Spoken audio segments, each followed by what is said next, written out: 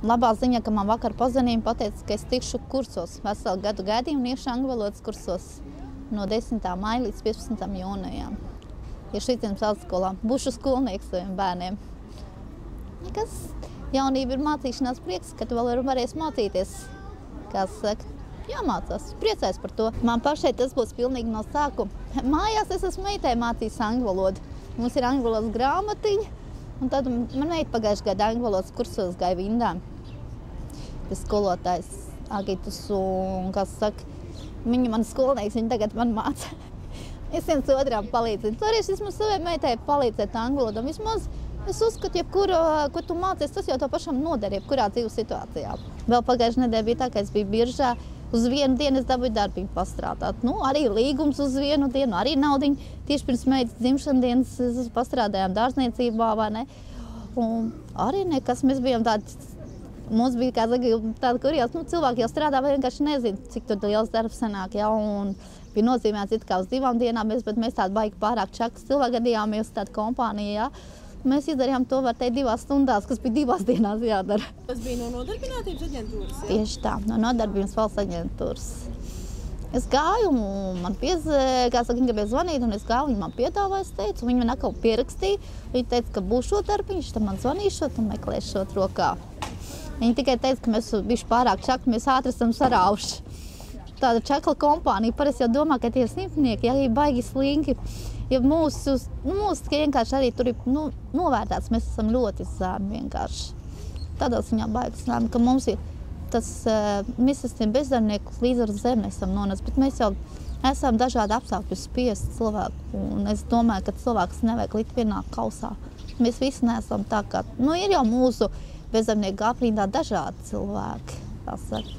Jo neviens cilvēks jau nav, kā saka, tīrs, balts kā lapa. Katram ir savs melnumiņš, kā saka. Vienīgs tas tā sāpīgi palika, ka tik zem mūs novērtē vienkārši.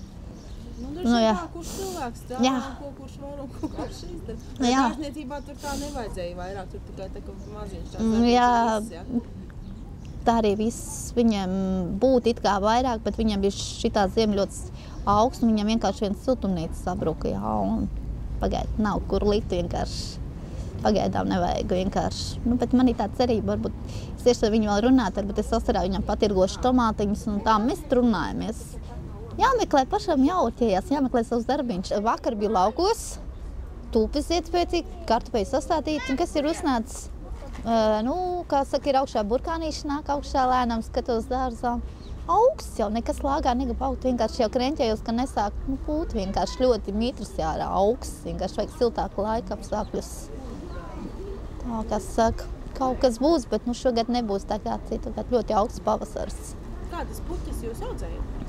Mani laukos ir rudbekis, gladiols ir iestādīts, kā saka, bet man tie, kas cilvēciņi audzē, tie viņi audzē lielos puķu ziemas. Dālijas un lilijas būs lielās, vasarā tirgojuši. Smaržīgie zirnīši un ļoti daudz šķirnītes un dālijas. Man savi klientiņi, savs darbiņš, savs, kā saka, kur vismaz naudiņ nāk, kaut kādu priekš ziemas, kā saka.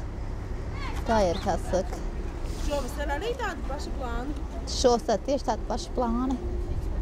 Cits izējas vienkārši nav. Šogad nevarēs tirgoties ar odziņām. Varēja iet lasīt, bet tagad to licenci vajag ņemt ārā, jā.